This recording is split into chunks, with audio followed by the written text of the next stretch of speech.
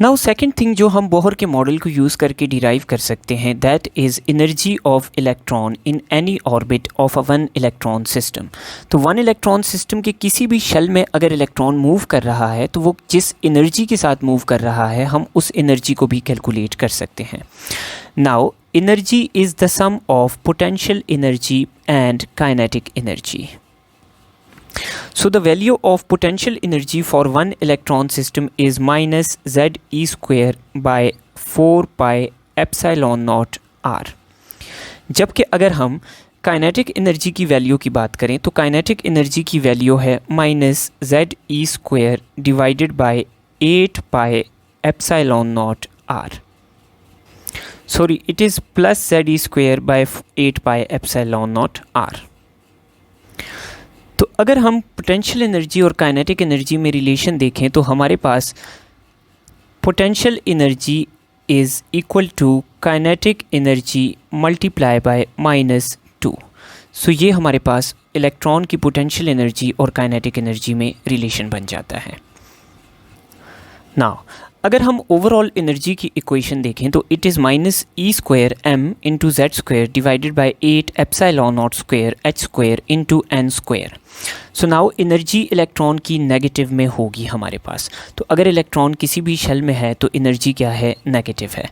उसकी वजह क्या है? उसकी वजह यह है कि हमारे पास फॉर एग्जांपल एक इलेक्ट्रॉन फ्री पड़ा है, this is nucleus of atom और दीज आर एनर्जी शेल्स। तो एक फ्री इलेक्ट्रॉन की एनर्जी को हम आर्बिट्ररीली ज़ीरो लेते हैं। तो जब एक इलेक्ट्रॉन ज़ीरो एनर्जी से न्यूक्लियस के करीब आता है तो हमारे पास इसकी एनर्जी कम होती है। तो जब ज़ीरो से एनर्जी कम होगी तो वो नेगेटिव वैल्यू में आएगी, इसलिए अगर कोई इलेक्ट्रॉन शेल के अंदर मौजूद है तो उसकी एनर्जी नेगेटिव होगी।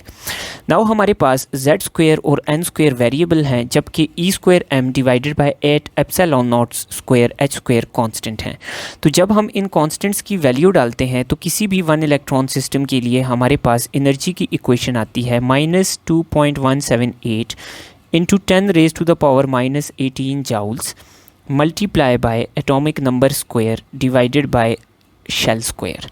या अगर हम इसको किलो जाउल पर मोल में लें for any one electron system तो ये आती है -1313.13 किलो जाउल्स पर mole multiply by Z square divided by N square.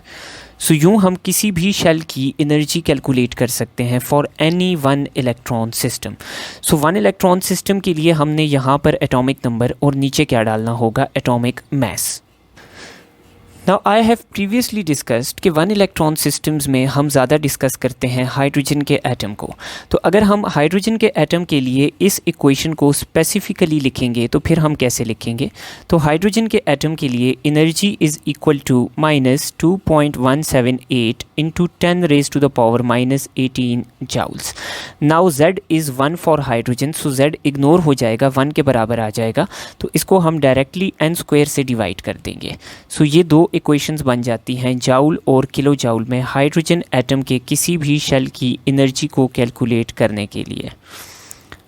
सो हम डायरेक्टली एन स्क्वायर से डिवाइड कर देंगे इन वैल्यूज़ को, तो हाइड्रोजन एटम की एनर्जी निकल आएगी।